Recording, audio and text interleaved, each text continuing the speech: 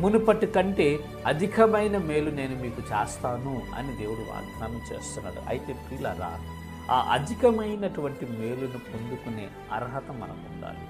ఆ అధికమైనటువంటి మేలును మనం స్వతంత్రించుకునే కృపను మనం పొందుకోవాలి.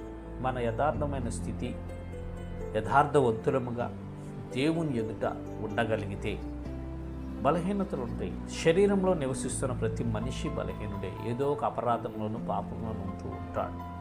ఆ అపరాధములను, పాపములను, అవిధేయతలన్నిటిని ఒప్పుకొని విడిచిపెట్టేసి ప్రభువైన యేసుక్రీస్తు రక్తంలో పూర్తిగా కడగబడి పరిశుద్ధులుగా మార్చబడి దేవుని యొక్క వాక్య ప్రకారము, దేవుని యొక్క ఆజ్ఞల ప్రకారము, దేవుని యొక్క కట్టడల ప్రకారం మనము నడుచుకోగలిగి నిర్దోషులముగా మనం ఉండినట్లయితే అధికమైన మేలులతో మనం నింపుతారు. అధికమైన మేలు మనకు చేస్తాడండి దేవుడు.